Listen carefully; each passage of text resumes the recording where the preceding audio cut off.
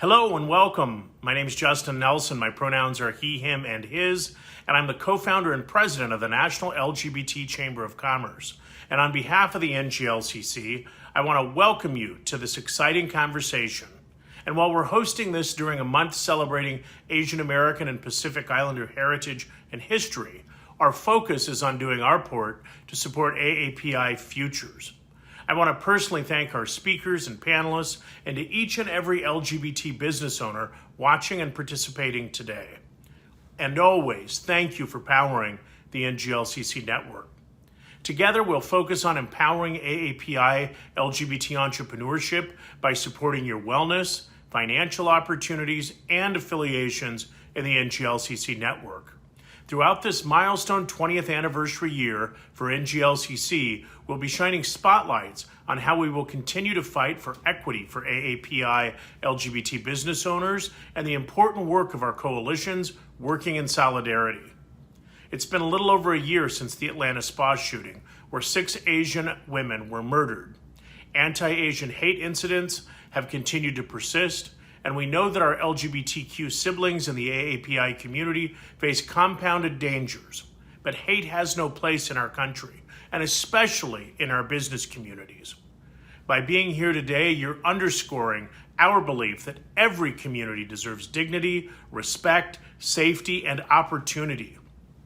Thank you for being a part of our community and inspiring the next generation of queer AAPI youth to follow their passions and pursue their dreams, because they'll know we have their backs. Thank you so much for joining us today and for standing with us in our work to make sure business is welcoming for everyone and every identity. At AAPI Heritage Month and always, the NGLCC is working for a nation and an economy that celebrates all of us. Thank you. Thank you, Justin, for those incredible words of encouragement. And now I'd like to please join welcome me and our moderator today. It's Sabrina Kent, Executive Vice President of Programs and External Affairs here at NGLCC. Sabrina, it's all yours. Hi, Sean. Thank you so much. Good afternoon, everyone. Welcome to our celebration of AAPI Heritage Month, and happy AAPI Heritage Month to all of you. I love seeing we have nearly 100 folks on the line today, which is super, super exciting. And I know we have a fantastic conversation ahead. So without further ado, I'd like to jump in it and welcome my panelists to the virtual stage. Justin Chow, Ann Gonzalez, Nick Casey, Stephen Wong, Susu Wong, and Francis Lam. And before we get started into the bulk of today's conversation, I'd just like to start by inviting our panelists to share a little bit about themselves, about their companies, to sort of set the stage for today's conversation. So I'm just going to go by what's on my screen here. Let's start with you, Stephen.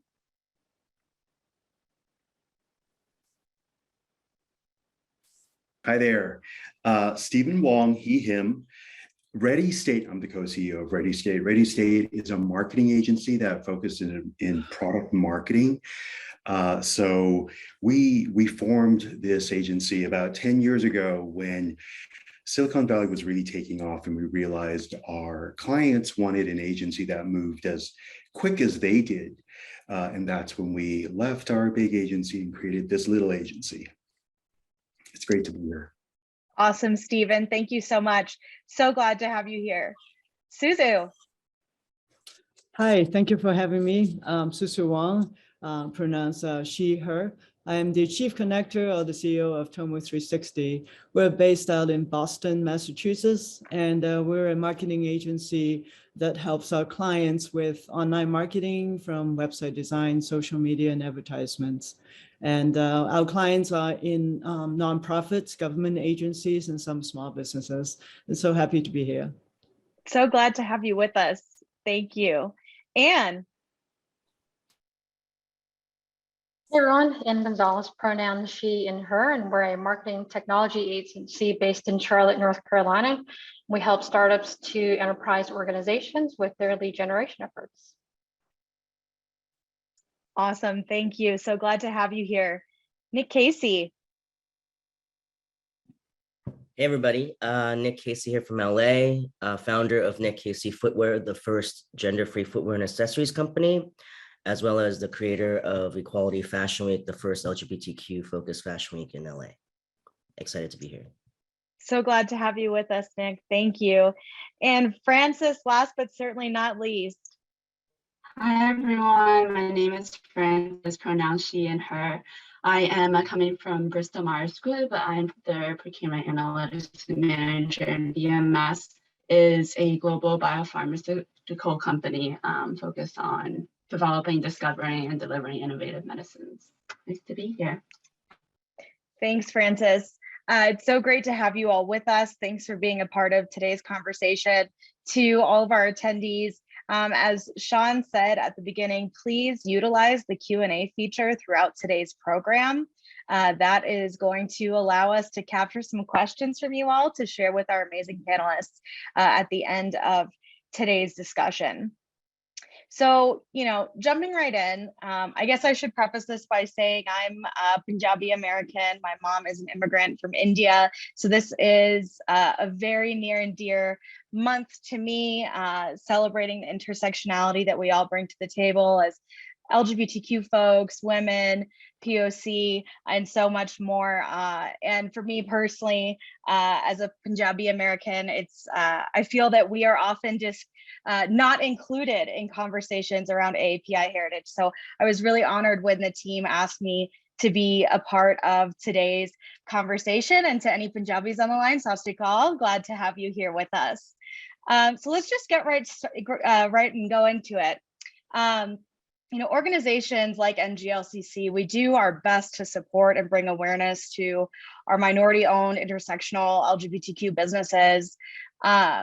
But how can we continue to provide more visibility to our AAPI LGBTQ community, and not just during Heritage Month, but all year long, and specifically for our businesses, and Frances, maybe your case in business, what does that look like? And whoever wants to jump right in, feel free to do so. Otherwise, I'm happy to call on heads, but let's make this a conversation.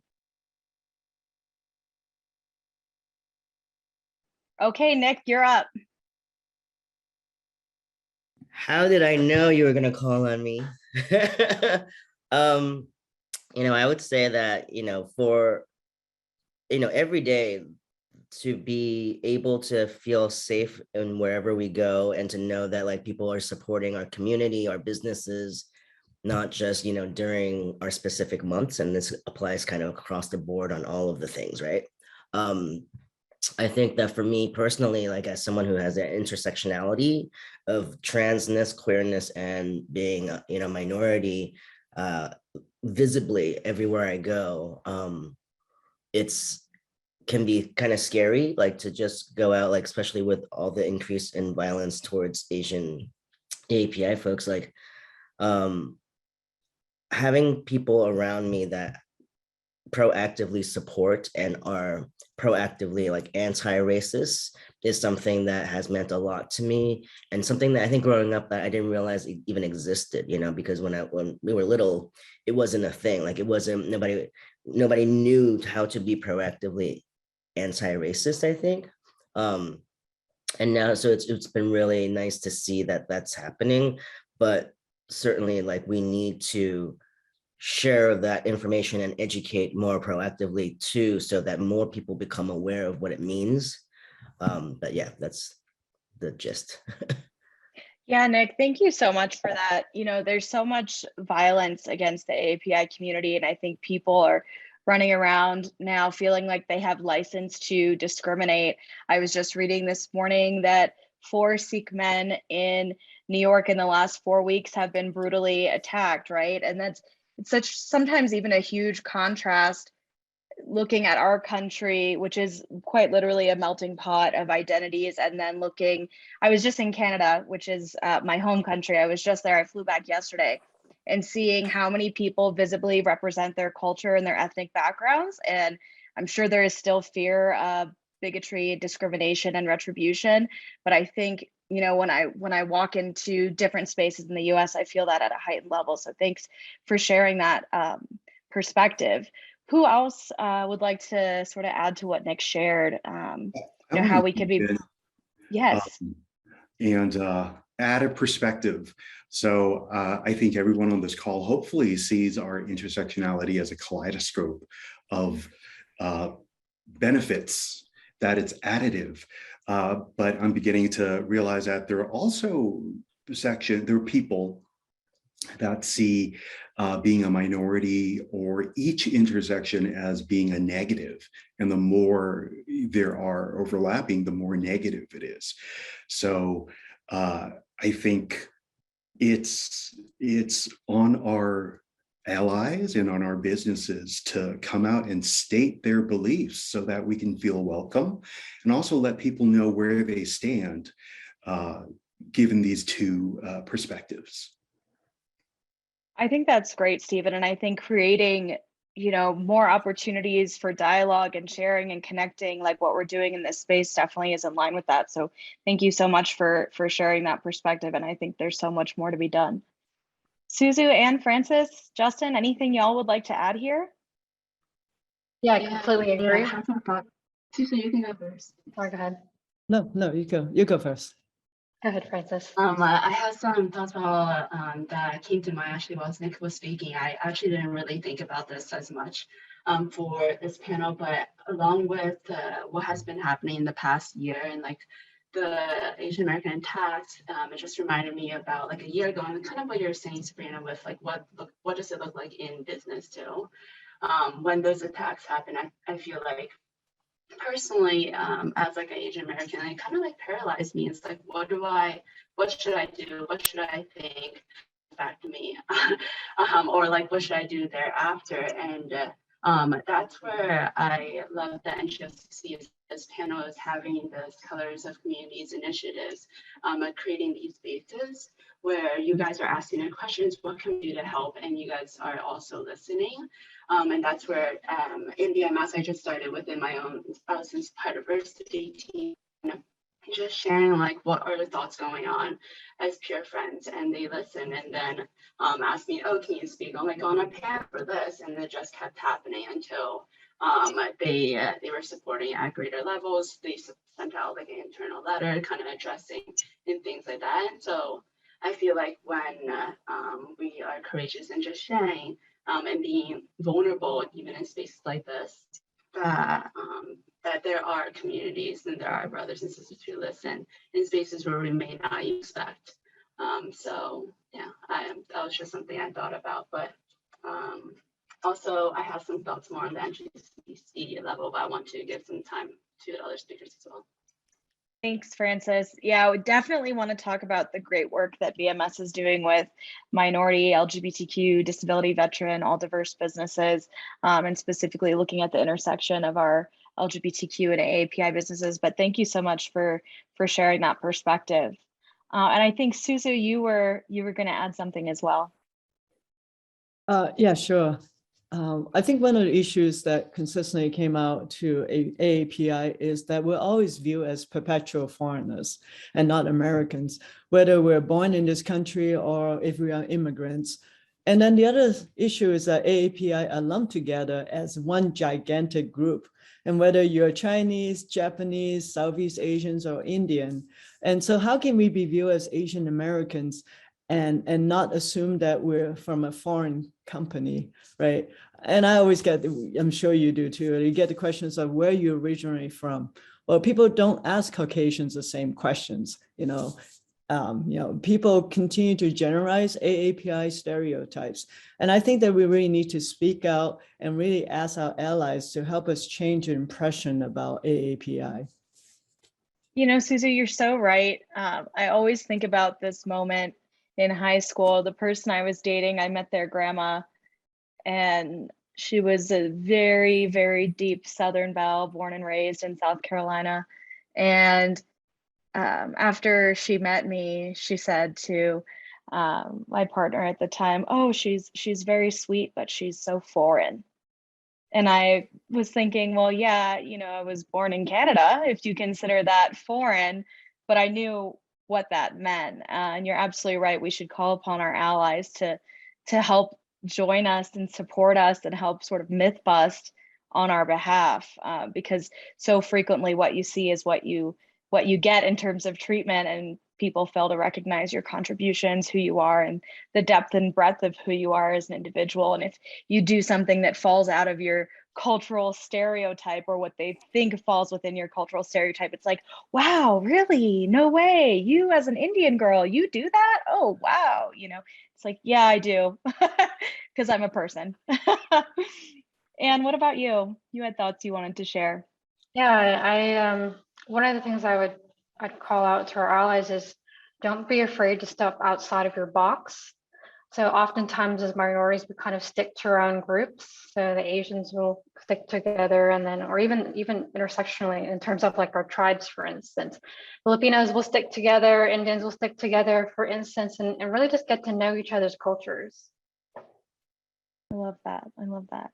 Nick, you have something to add, and I also just, while you consider that, I also want to ask you, within the LGBTQ plus AAPI community, from particularly the business community, from your experience, are you finding community and other opportunities to support and empower one another in your work? Yeah, so first, what I wanted to add was that I was just talking to a friend the other day that, they hadn't never seen the Joy Luck Club. And I said that when I was little and they were casting it, my entire family auditioned for it. Like my grandma, my mom, myself, my cousins, everyone went, right? But what's astounding to me was that it took from me being a child for this first, full feature film that was Asian stories to me being in my 40s when Crazy Rich Asians came out. And that's the lack of representation that exists, is that it took literally decades before another high budget Asian story came out into the mainstream, right? So a lot of times when I was a child or when I was younger, I hated that like people would always ask me like, where are you from? I'd be like, New York, And then as I got older and understood, why do people do that? And it's a lot of lack of understanding, lack of education, lack of visibility, and I think that I can't speak for other AAPI cultures, but within the Chinese culture, I know is we're very much taught to like keep our head down, be quiet, study hard, be successful, right? So if we continue to, exist in a life where we're hiding to assimilate, then I almost feel like I can't really be angry when people don't understand, because I haven't worked towards helping them understand. So I think thinking back to your original question, which is how do we get more allyship? I think that's what I realized was, as I was listening to y'all and like processing all of this thought, I realized I can't only expect other people to be proactive. Like we also as a community need to be proactive in educating and writing our stories, shooting our stories, putting it out there, no matter where we fall under the entire community of AAPI. Like if we want other people to understand our differences and similarities and our unique, beautiful cultures, we have to tell the stories, and we have to support and fund it, help them tell the stories, right? And then to your next question about, being an entrepreneur and feeling community is like, I think it was Anne that brought this up earlier, is like how culturally we don't, even within like the Asian community, it's very, very segregated, it's very, very niche. And so, like, I literally had to proactively seek out like a Sapphic Asian like group to expose myself to be around more Asians and Asian queers, because they're so like hidden, and I think that the way I look at like the Black community and the Hispanic community, particularly like queer entrepreneurship communities, they're very like, they work together in solidarity. They're very strong in their support for one another. It's like all over social media, like when like Lena Waithe wears, Stuzo Clothing's outfit, like there's such a strong community there. And every time I look at that, I always think like, man, like our Asian community, we don't have that. We don't have that at all. And so like, how do we get that? Like, that's something I'm trying to figure out, because we've been so ingrained and conditioned to like assimilate and just like, get through life without any like discord and drama, But sometimes I think you need to be out there and be loud and be proud in order to get movement, to get traction, to get change, So, but I'll let somebody else speak now. Yeah, Nick, I think, sort of at the core of everything you said, like visibility and representation matters. And going back to this idea of being reserved and being dutiful and being successful. Like, I know when I came out as queer, my mom's first thought was, oh my God, you're never going to get a job.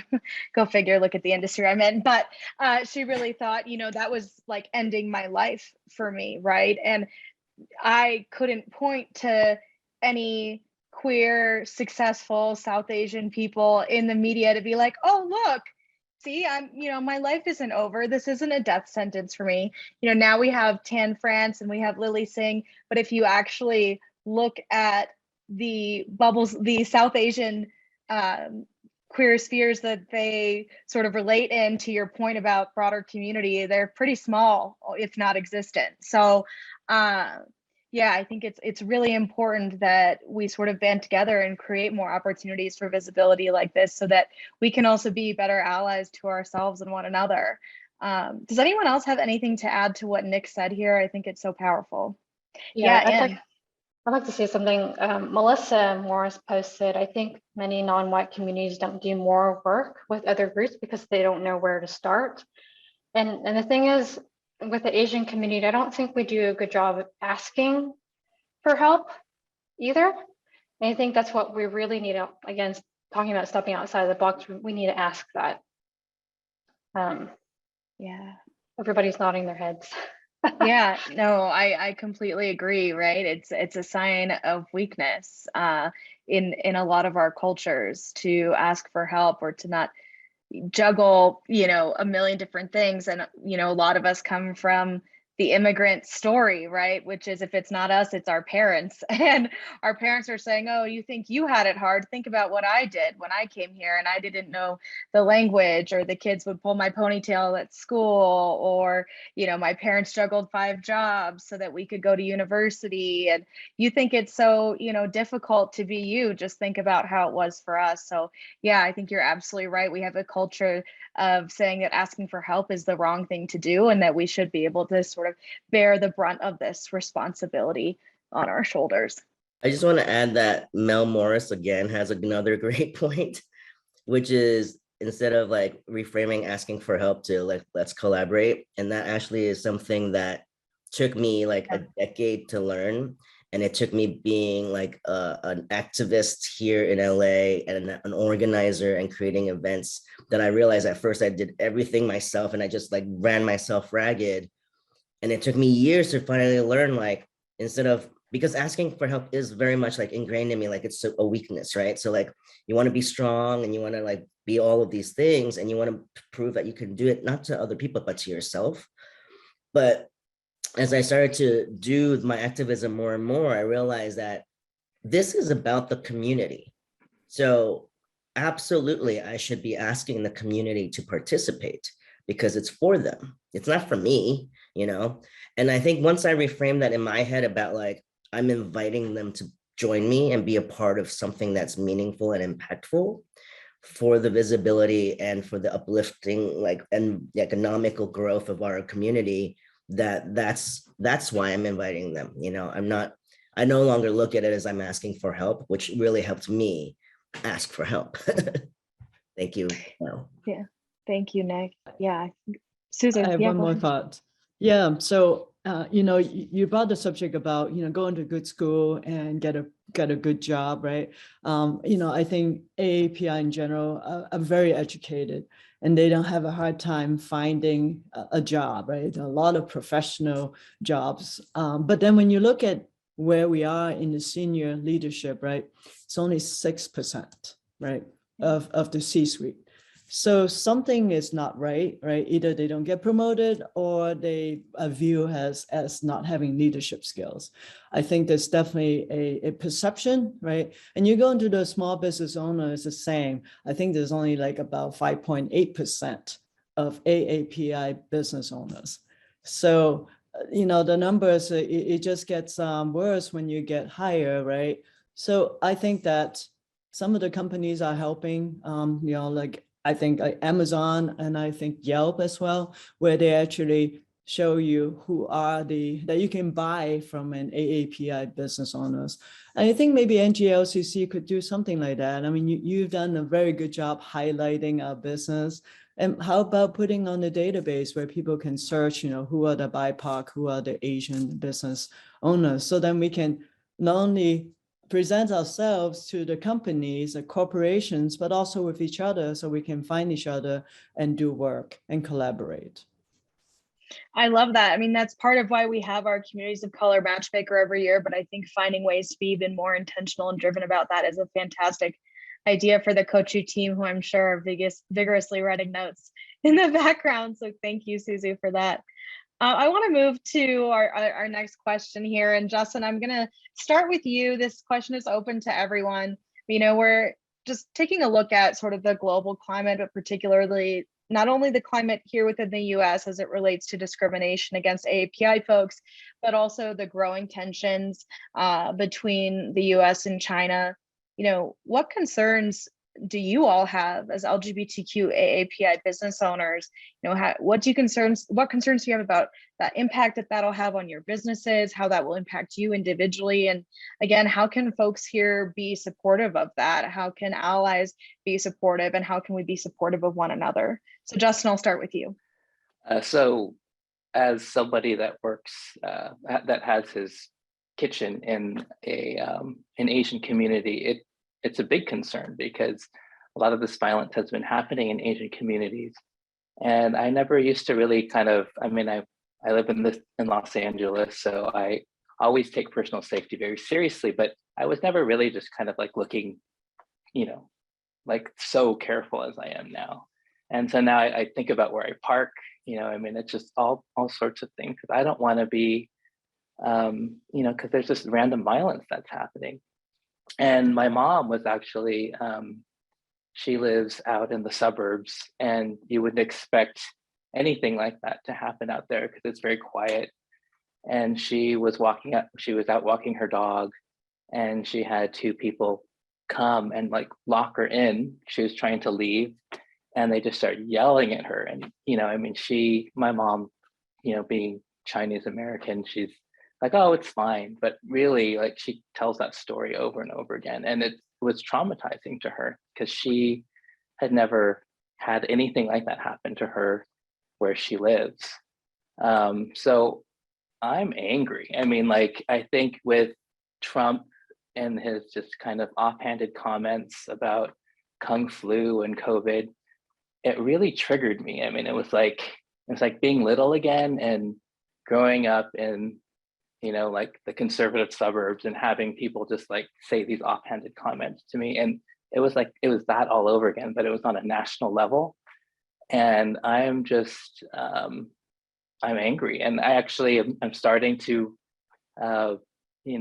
try to reach out more to other AAPI businesses because of it. And I'm starting to, explore, my Chinese culture a little bit more because of it. So like I started doing more Asian American, I'm a caramel maker. So I started doing Asian American type flavors. And I do that once a month. So just to show that I'm here and that I'm Asian and, that I'm Asian American. So that's kind of how it's impacted me.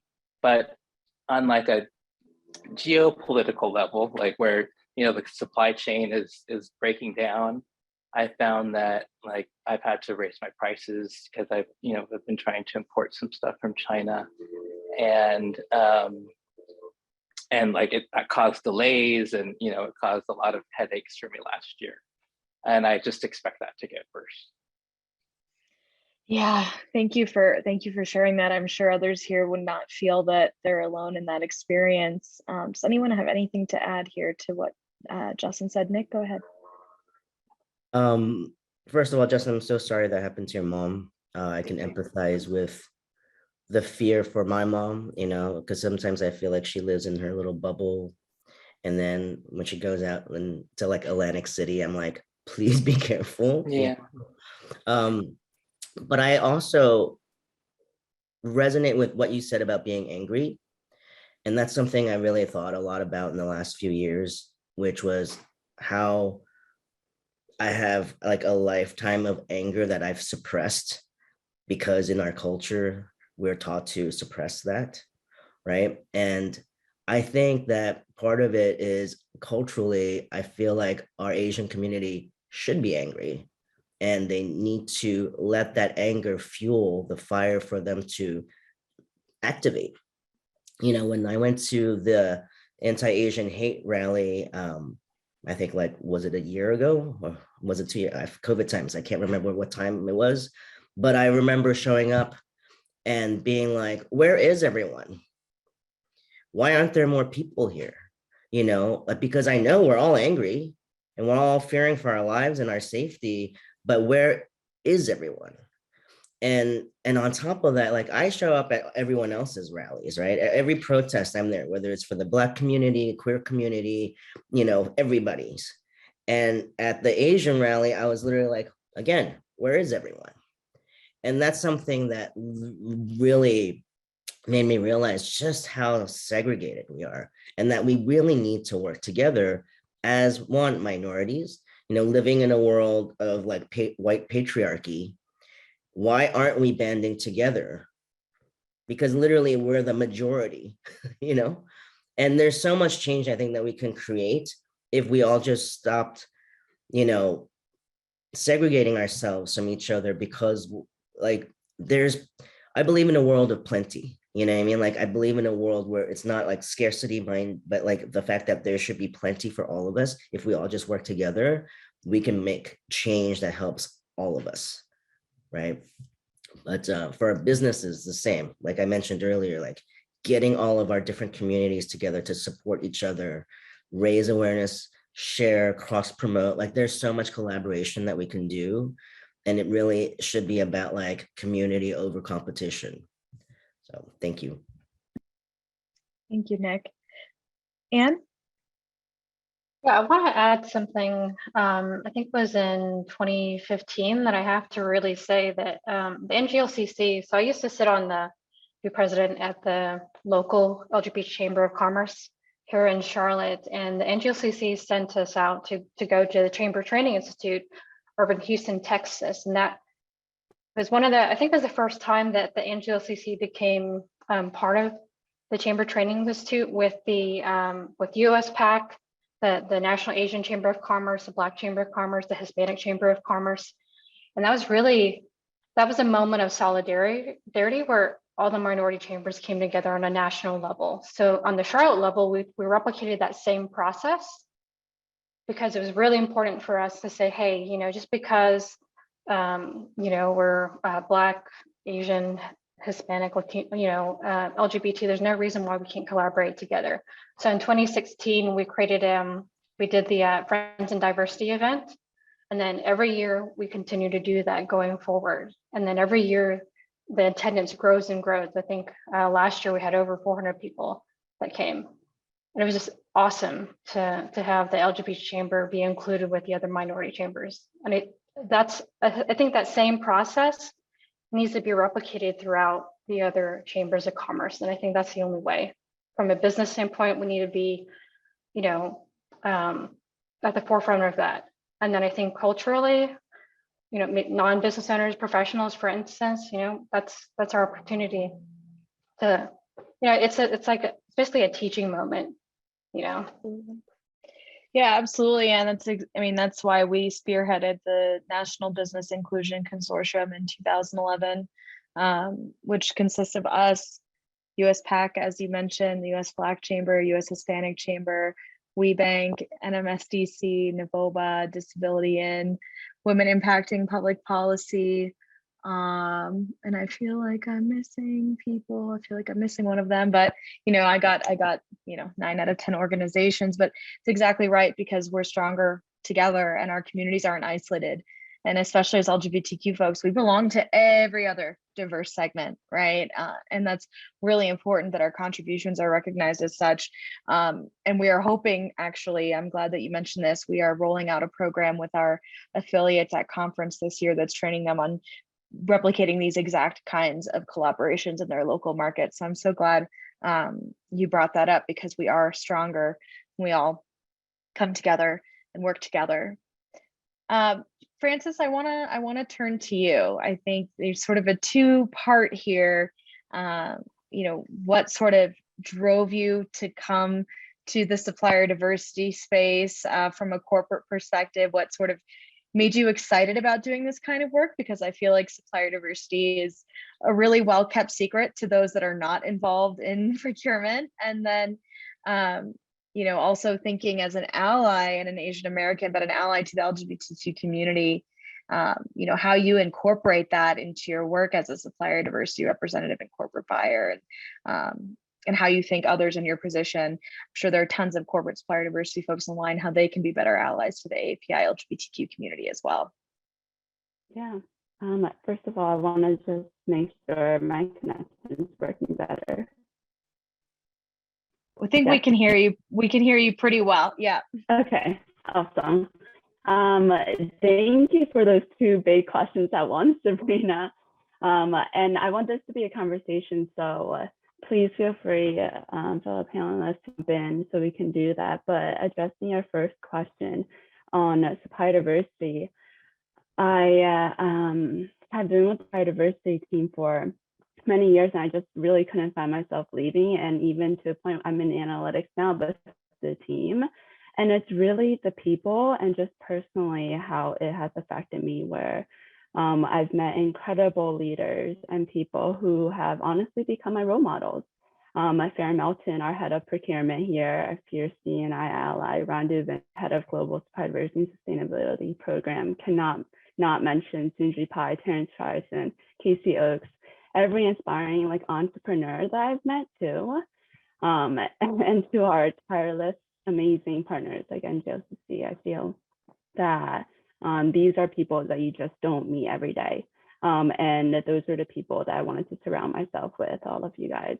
And then just on the personal scale, just identifying as a woman of color and a second generation Asian American, like we touched upon, supplier diversity has connected me with people and stories of other diverse groups, where I realized as I listened to more stories, met more people, that I may not identify with every community I work with.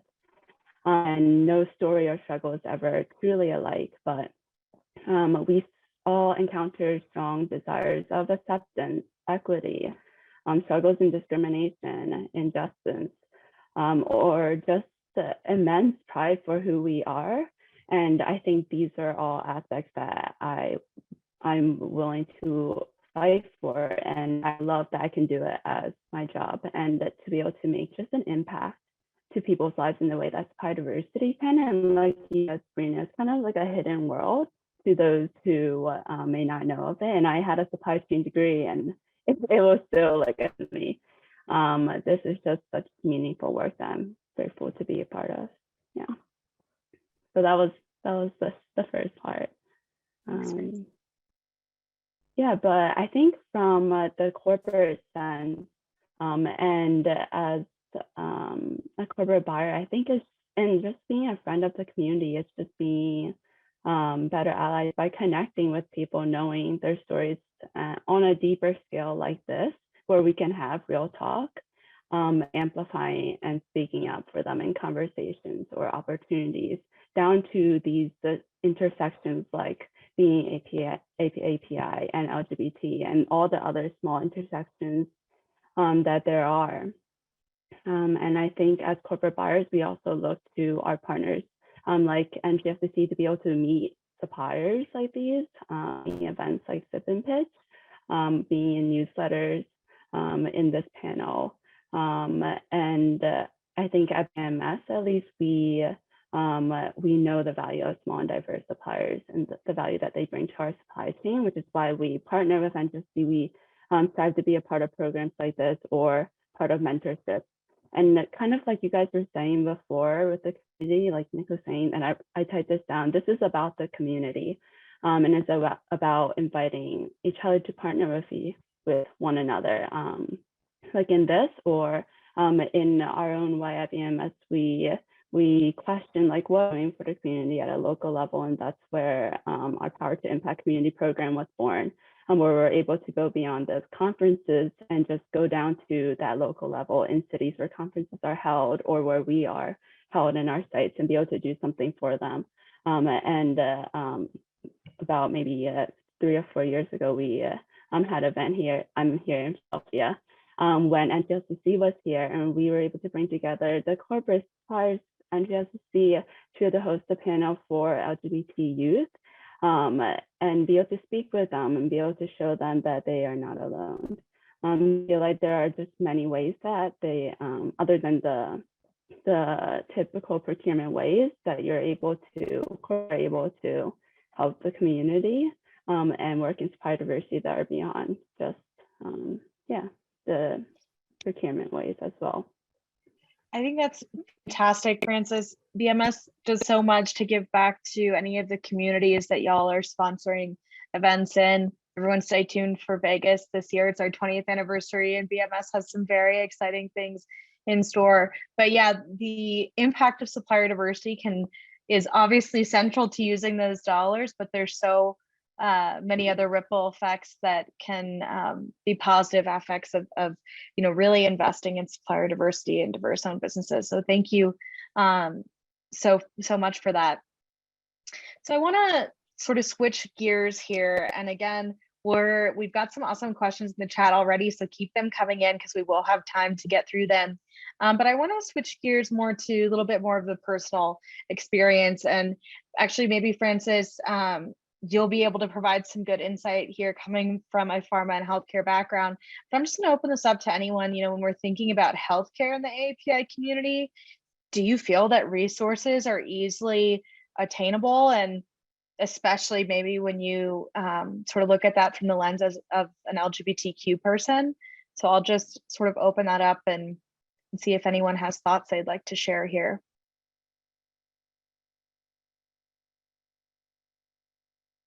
Nick's waiting for me to call on them because they know I'm going to do it if no one answers. So good job, Anne. Go for it. So I think it has been fairly difficult in the past, but I think telehealth has really helped to provide more access. But I have to say, when it comes to health professionals that are, for example, AAPI themselves or LGBTQ, I think that is still, there's not much out there quite yet.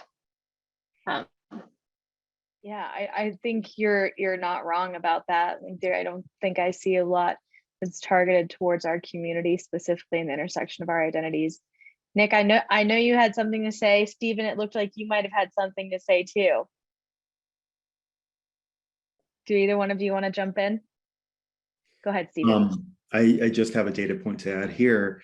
I was speaking with Sherry Hirota, who's a lead at Agent Health Services here in Oakland, and she was explaining to me how something as simple as having translators for native tongues on staff available when people come in is an issue of health equity.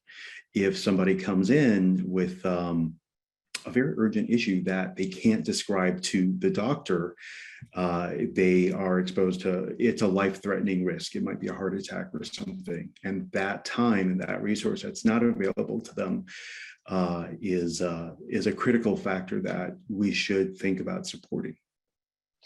I'm so glad that you bring this up.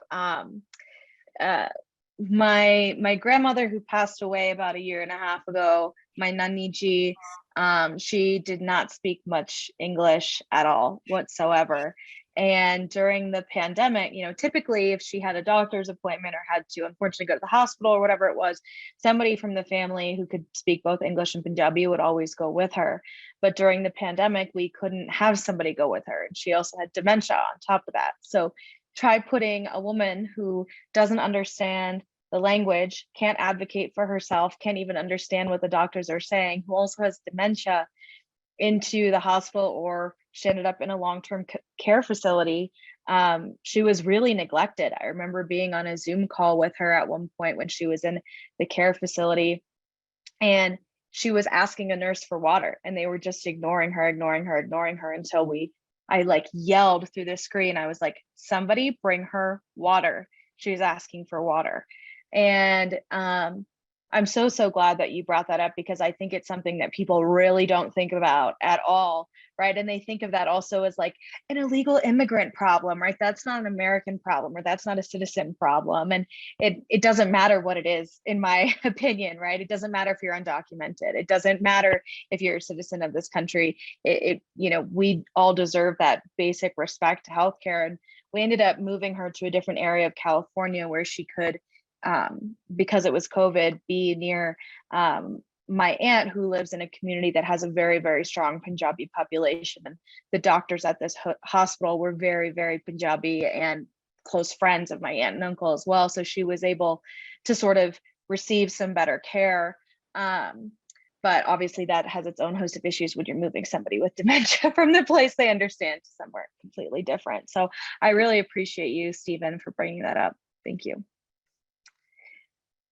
So switching gears a little bit, as we continue through AAPI Heritage Month, and then we're going to look ahead at Pride Month. But as we continue through this month, how do you personally celebrate the pride that you have for your culture and LGBTQ community? And Justin, I really liked how you were talking about different ways that you've been showing your pride in subtle different ways and connecting with your culture. I think this goes way back to what Nick was saying earlier, that we have this, a lot of times, this sort of assimilationist mindset that we, reject our culture as much as possible. I know that was true for my mom, and it's only now later in my life and later in her life that we're both getting to connect or reconnect with the Punjabi culture more. So how are y'all showing pride as an AAPI person, as an AAPI ally or LGBTQ person? Susie, let's start with you.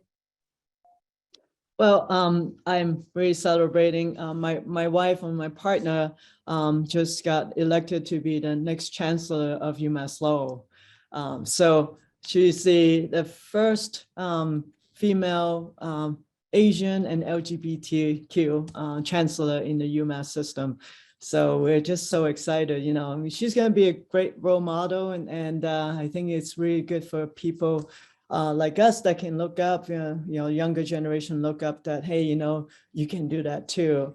And then the second thing I'm celebrating is that we have also elected Mayor Michelle Wu, who is in Boston, Mayor of Boston, who's her parents are immigrants from Taiwan. And Boston has always been kind of known as a racist place. And I think to have us elect a Asian mayor, I feel hopeful. Even though the world is not so, kind to AAPIs right now. But I think there's reason to celebrate, and we're making little progress. Awesome. Justin, I see you're unmuted here. Oh, yeah, I have, my husband and I are having a 100 days party for my newborn son. Well, he'll be 3 months old.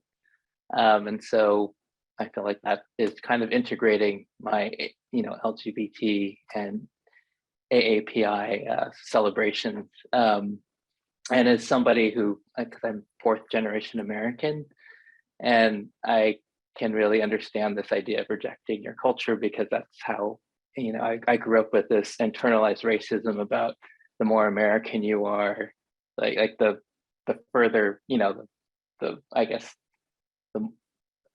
like if you're 4th generation as opposed to 3rd generation, that's better because you're more American. So I'm finding that I'm even though my immediate family didn't celebrate these traditions, I'm starting to become curious about them and celebrate them, because I think it's important for my son. Well, that's awesome. I'm loving all the good news here between you and Susie. This is great. And I think, to reconnecting or connecting with your culture, traditions that you may not have even had in your own family. It's funny, I've lived, in Washington, D.C., I've lived in New York City, and it wasn't until I moved to the suburbs of Denver that I really found like a strong South Asian community. And we do a lot of Desi things that I have not really ever done in my life, which is pretty exciting for me. And it caused me to start learning my language and all of these different things, which I think is really cool. So I love that you're sharing that, because I think for a long time, for me personally, I had this shame about being this mixed kid who really didn't get a lot of my cultural heritage and traditions. I got food as a big one, which is great, but there was so many other things outside of food and my core ethics and values that I didn't get to take part in. I kind of felt like an imposter when I wanted to. So I'm glad that you're kind of saying there's no time like the present to dive in, because I totally can relate to that. And Stephen, Francis, or Nick, anything? Oh, Nick, you're unmuted, go for it. And then we'll turn to you, Stephen, and then Francis and Anne, if there's anything you'd like to add. Yeah, I was gonna say, first of all, congratulations, Susu, Justin. I don't have that kind of amazing news that y'all have, but the way that I think I've always tried to incorporate my culture is like, first, I think, growing up, I always wished I was like Hapa, which is half Asian, half white. And then as I got older, I started to recognize the value of being so visible, like visibly Asian. And then as an immigrant, I moved to New York when I was 7 years old. And I think that was being bullied so much for being foreign. I thought I wanted to be more white. But as I grew up, I realized that there's so much pride that I have for being Asian. And like it's like you said, Sabrina, like I'm trying to grasp back at like what culture I had, and I think about when I grew up, I was watching, the soap operas with my grandma with like the old school traditional like Crouching Tiger, outfits. And I was taught like, gold and red were very much colors of fortune and royalty. So when I started my company designing shoes, that was something that was very important to me. So like if you ever look at my designs, I have red stitching and everything. And the first collection was called Fortune for that reason, because I wanted to kind of like bring my Asian heritage and share it with the world, so that like I want to bring good fortune to all people, and have that like red stitching everywhere. And I think that that's a subtle way, but what little ways that I can to like kind of honor my ancestry, I'm really grateful for. So thank you.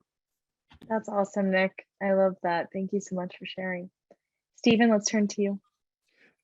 Easy, good food, very, very good Asian food. Yep. It's not as easy as it sounds, but it is delicious and easy to love. So yeah, maybe not easy everywhere. Yeah. I was listening to this podcast where a local food writer here in San Francisco was talking about how there's been this shift recently in Asian cuisine, and diners recognizing that it's not just the high-end food. Asian food has always had an issue in the US not being considered high-end, but now there's this celebration of street foods and very simple foods that can be made in home now being presented at restaurants that are available, especially here in California. So we're trying to do as much of that as possible. This weekend, we're having chili crunch off. So we're trying all of these different chili crunches. You can see.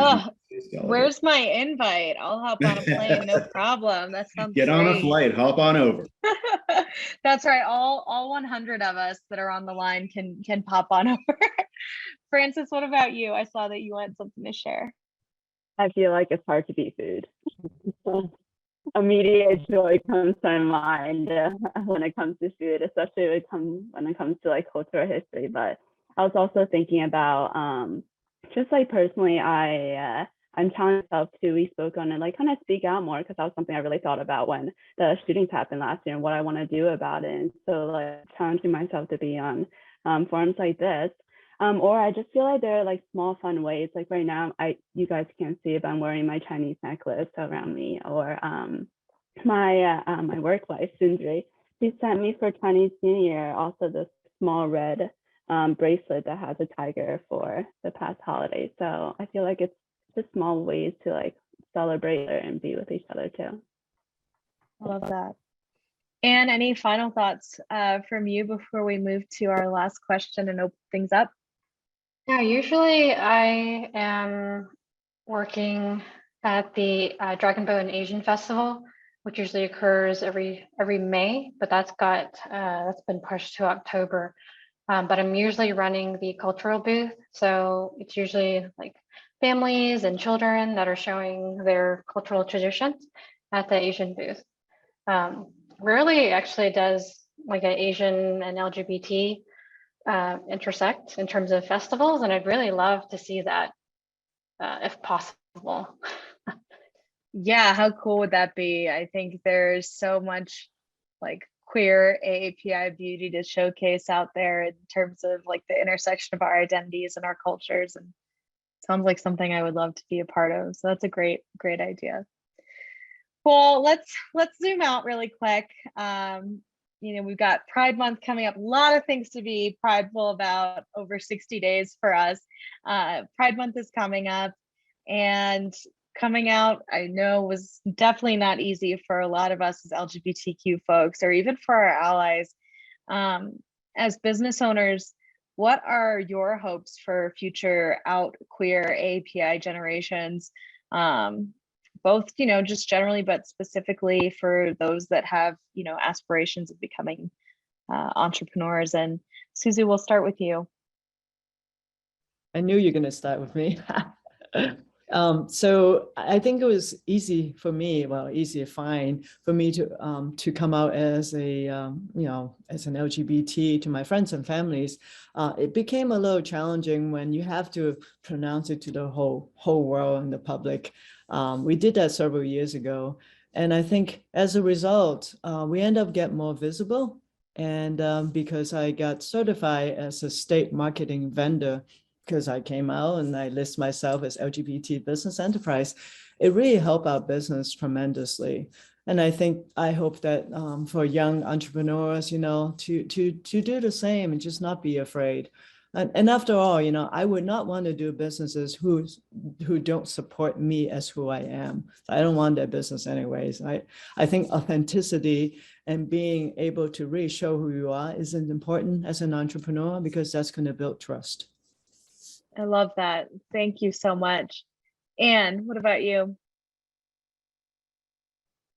I really hope programs like this continue to help and support the AAPI LGBTQ community.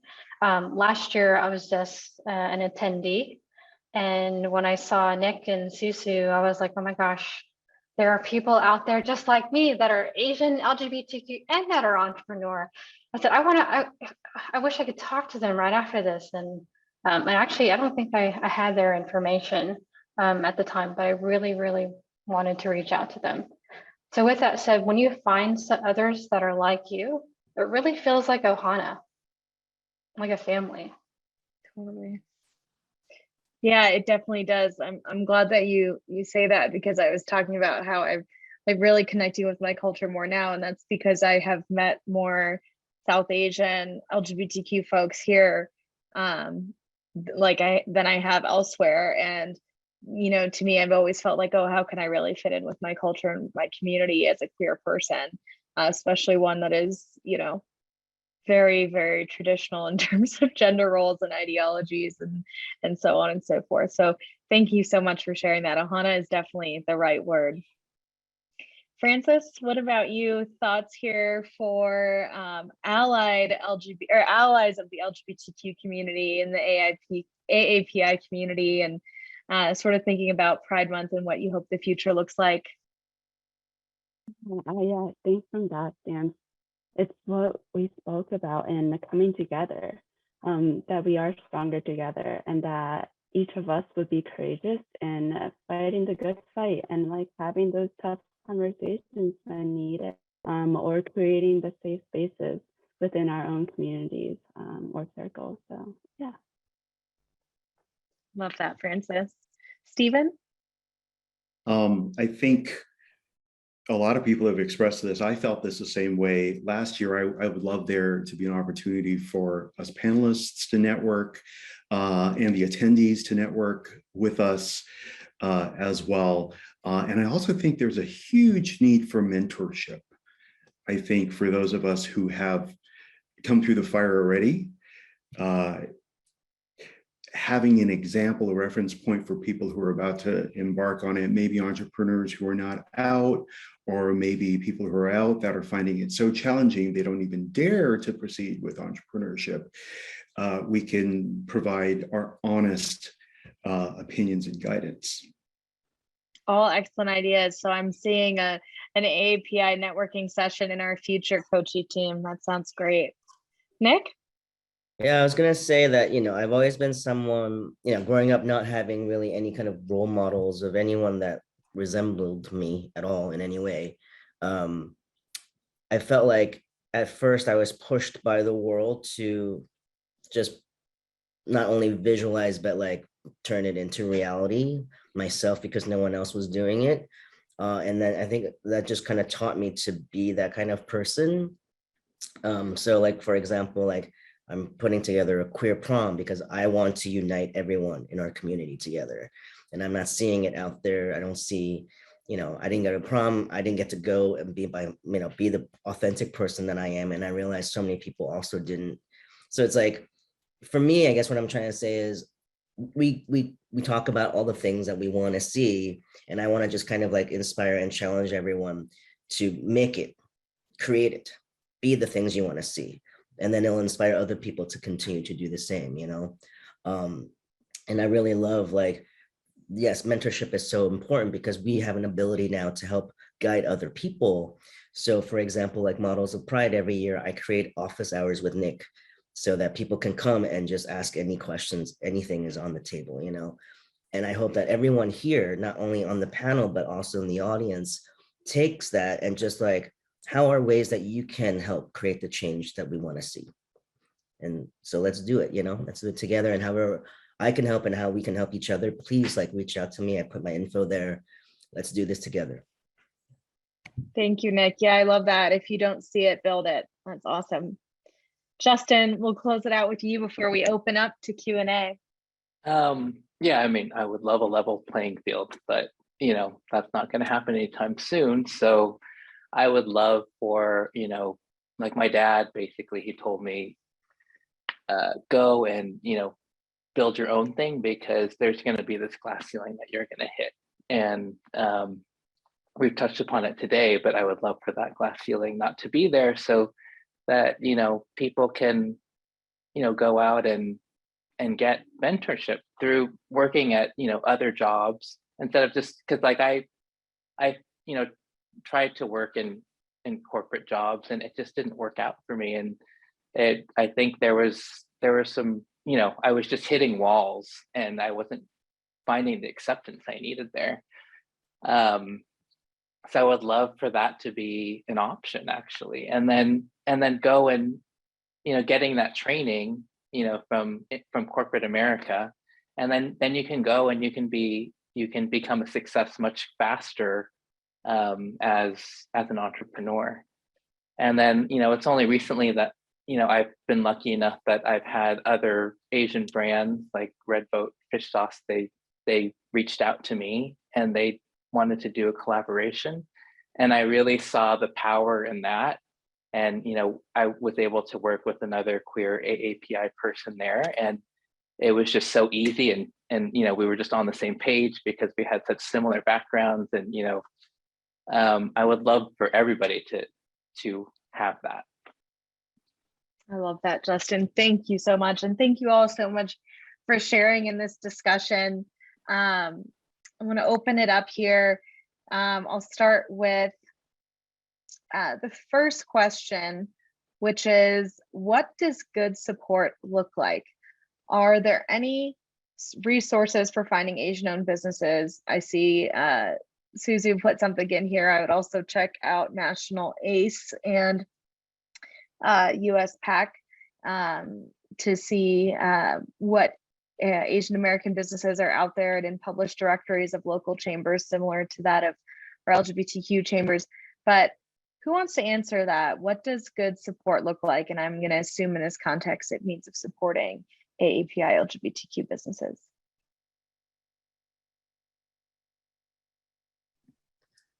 With your wallet? Yeah, That's what I would say. I would say do your research, think about where your dollars are going. I think good support looks like not only you being a patron of these establishments, but encouraging others to do so. I will use an example of this restaurant here in downtown Denver. It's called Tamaki Den. The owner is first generation Japanese. It's his first restaurant. It's very, very high end sushi, omakase style sushi. And it is more affordable because he is trying to live by the principle of, hospitality and money will follow. And I tell everybody I know about this restaurant because not only do I love it, I want everyone else to be able to support it so that the business can grow. They can get more folks to come in their doors. I try and shop at Indian groceries in my community as much as possible. I try to go to more than one so that I'm sort of spreading the wealth that way as well. I also, we think about gas prices and we're hearing every single day about how gas is so expensive and this and that. My mom owns a gas station. She's a woman. She's a minority woman. And so for me, I like to not think about just going to Costco, even though I might save a couple bucks on filling up my huge truck. So, thinking about, we can even still be supporting larger companies and corporations and still be putting dollars back into the pockets of diverse owned businesses. And just, I think, knowing that there are so many small businesses in our own local areas and taking the time to understand where they are and who owns them, I think is something that's really important to me. And I often find that business owners are excited to sort of chat with folks and share a bit about their journey as well. So thank you for that question. So we have, I was gonna say that like I don't eat out usually, but when I do, it's either my favorite sushi place or my favorite Korean place, both, Asian women-owned places. And then all I do is I post everything that I eat there. And it's amazing because you bring in a lot more people than you realize, But yeah, I love that. Yeah, most definitely. Okay, so another question is, how can we share our stories about getting discriminated against at work for being a minority, and that knowledge is not shared with us? Hold on. Let me reread this.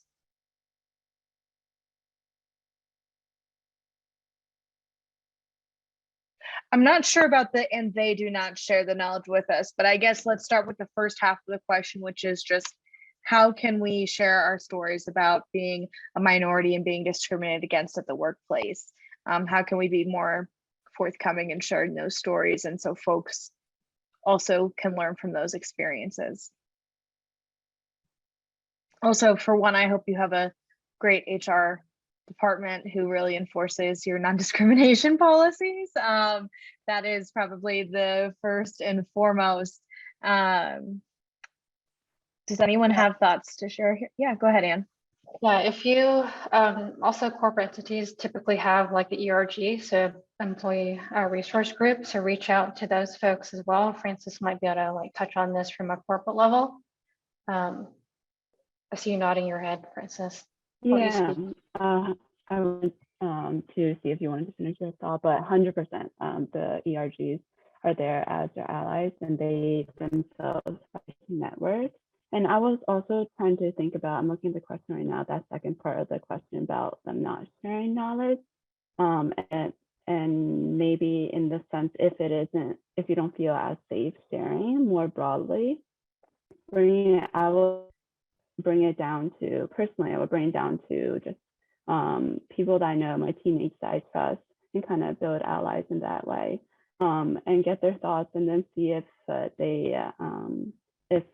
if anything can come from that, or any conversations, or even starting initiatives from there, things like that. So I don't know, starting small. Thanks, Francis. I think that's great. I apologize if y'all can hear my feisty dog barking in the background. Yep, there she goes. But yeah, I think that's great. And I think one of the other solutions, or a thought here, I should say, is to take a look at mentorship as well and be thinking, what Susu was talking about at the beginning about the lack of representation of AAPI folks in senior management and leadership roles. And I was reading in the chat, and it's so true. This doesn't just apply to the AAPI community. This is really a huge problem across diverse communities, and finding folks that are like us that we can learn from, but also finding folks that we can mentor along the way as well is really important. And I always say to young professionals, like if you're looking for a mentor and you're not really sure where to start, the best thing you can do is to ask somebody, because they'll be flattered that you think of them in that capacity in the first place. The worst thing they can say is, hey, I don't have the time, but I really would love to. But I think in more cases than not, that person is more than willing to extend a hand and support you. So thanks for those thoughts, team. All right. Another question here. I feel like many organizations and groups are doing better at hosting parties and events, bringing together diverse populations. But what are some ways we can roll that into ongoing continuous work in our communities, similar to what Francis referred to, but in our small business communities? Who wants to take that?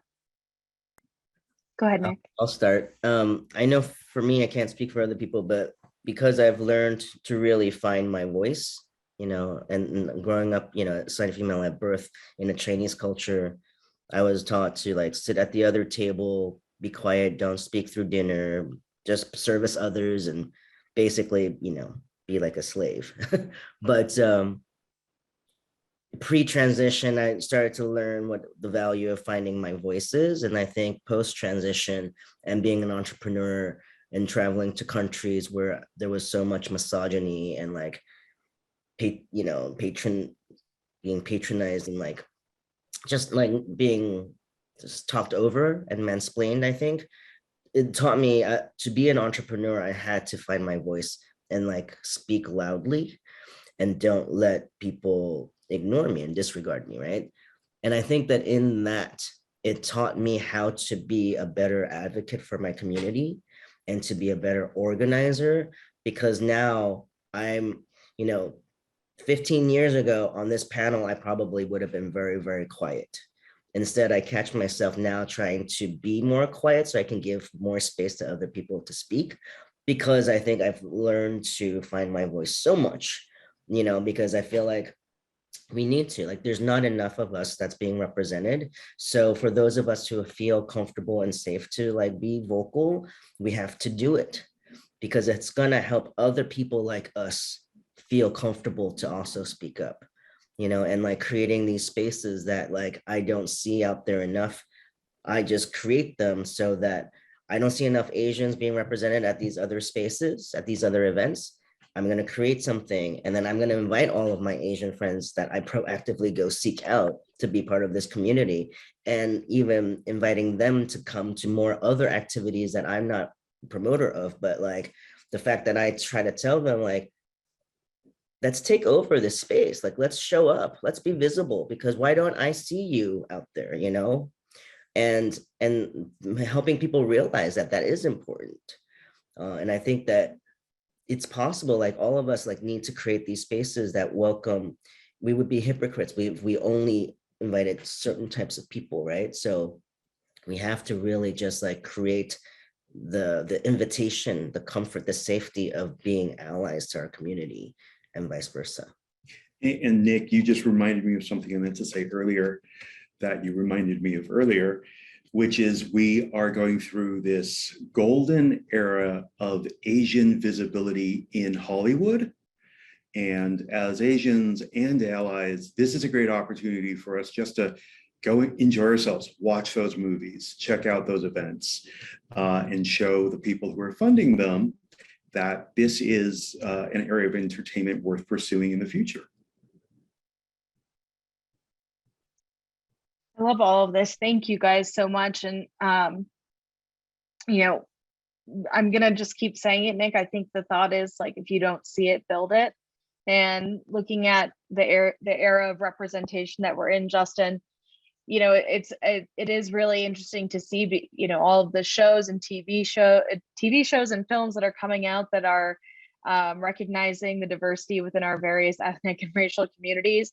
And it's become so exciting to see, but at the same time, I feel like certain things are disingenuous now because I'm seeing things like, oh, we got to make sure we have our AAPI character in this, and they sort of plop somebody in who doesn't fit the storyline. And I think that also goes back to who are writing these stories, because I can guarantee you that it's probably not folks that look like us a lot of times that are writing stories about us. And so I think representation also goes so much further than what we can just visibly see as well.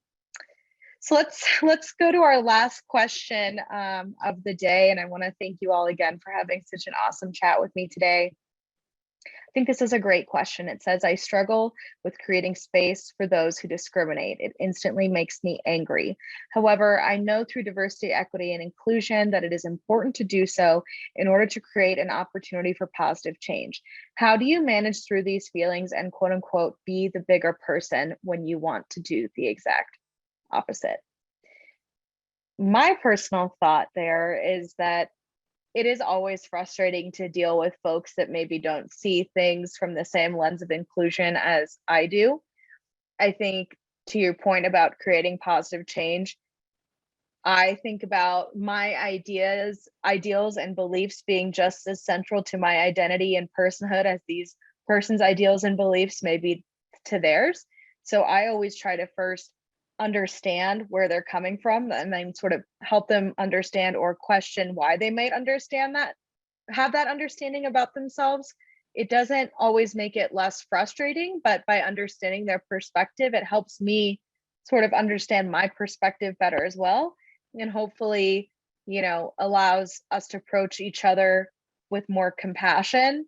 I'm not going to listen to somebody that's holding a Confederate flag in my face and screaming at the same time. And I think a lot of times folks that are maybe on the opposite side of issues of inclusion feel the same way about us, whether rightly or wrongly. I'm going to probably say wrongly. That's a personal opinion.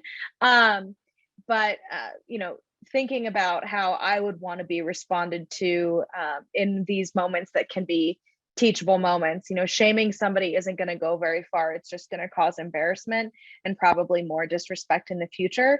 But I think seeking to understand for me has been a way that I can better contextualize why a person feels the way they feel. And hopefully we can see each other's points of views and maybe change points of view along the way.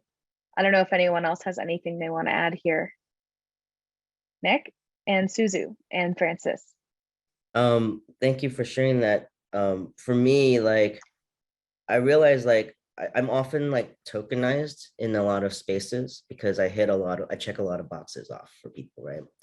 And it can get very frustrating sometimes where I'm just like, here we go again.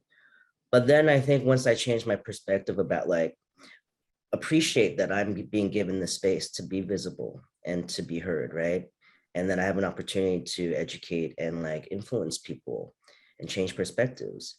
And what I learned in all of this is that even with my company, the way my mission is that I don't think it's ever effective when you try to tell people what to think, but instead find ways to inspire them to change their thinking, So like when I created my brand, it's like, if I create a gender equal shoe, not just gender free in sizing, but gender equal in the sense of same quality, same pricing, and same everything, then like if Joe Smith bought the same pair of shoes in their size, as opposed to like Jane Doe, maybe it's gonna occur to them like, hey, if we're spending the same amount of money, maybe we should be making the same amount of money, right?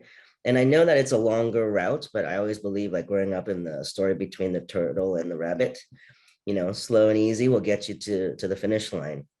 And I think that's the same way in everything. Like with my transition, for example, when I first transitioned, I was starting to get the privileges that like men who pass get.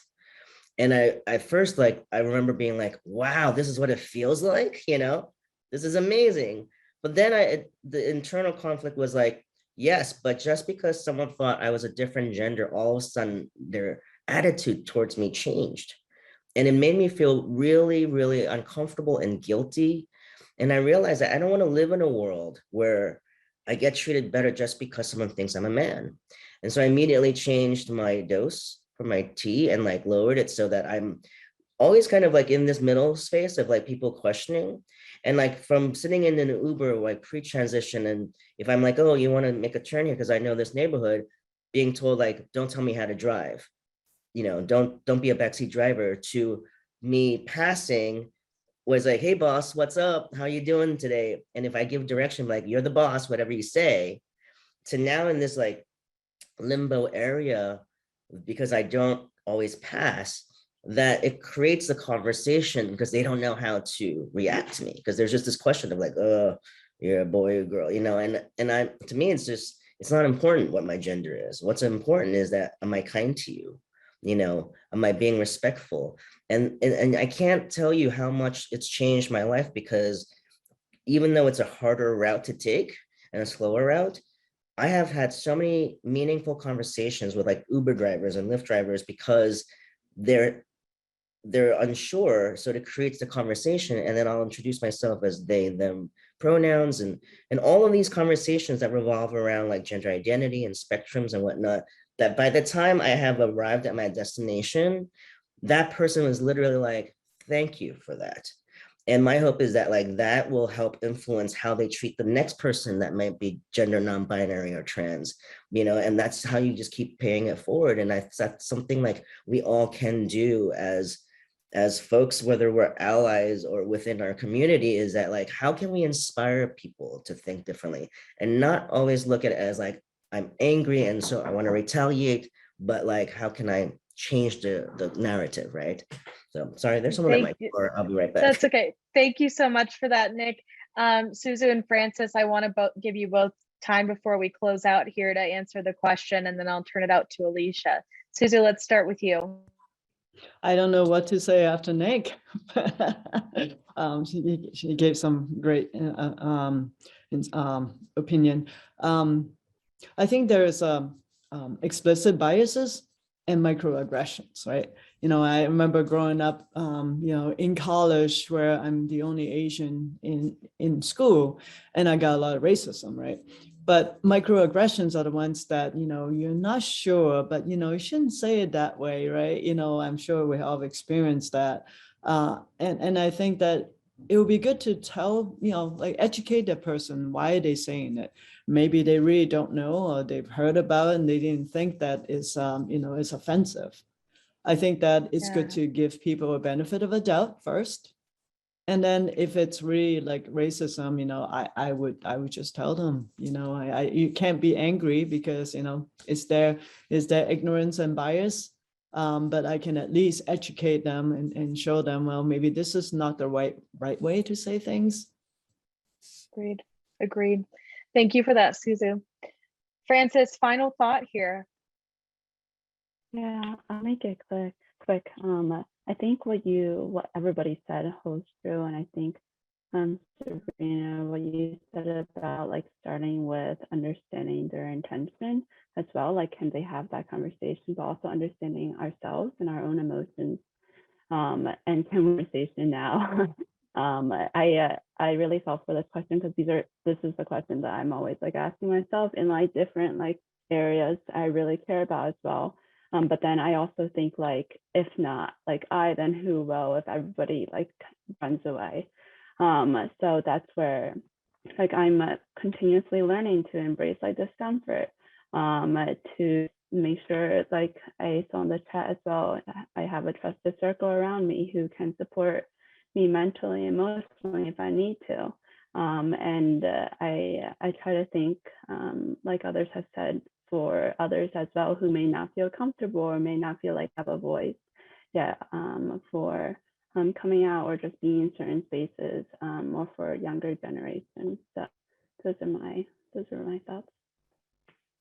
Thank you so much, Francis. I think that's a great way to close out. Thank you to our incredible panelists for today's conversation. I really appreciate you all taking the time to share your stories, your experiences, and your insights. And thank you to everyone who participated for your awesome questions, your great commentary as the chat was blowing up. I couldn't keep up, but it was just really great to be able to share this space with you. So thank you. And without further ado, I will turn it over to our Director of Supplier Diversity at NGLCC, Alicia Green, who will close us out. Thank you, Sabrina. Wow, what an amazing discussion. I have learned so much on how we can better be allies and support our AAPI LGBTQ community. I would like to thank you all for joining us today to celebrate the AAPI Heritage Month. Our panelists and moderators shared their stories and insights on how we can all do better in supporting the AAPI LGBTQ plus community. Thank you to our co-founders, Justin Nelson and Chance Mitchell, for providing this platform for us to share our stories and bring more awareness to the AAPI LGBTQ community. To our fabulous moderators, Sabrina Kent, thank you so much. We greatly appreciate you. You did a wonderful job, marvelous job, as you always do. And to all of our panelists, we have some old panelists and some new ones. We hope to see you all again. Those that are, very active in NGLCC and in our programming.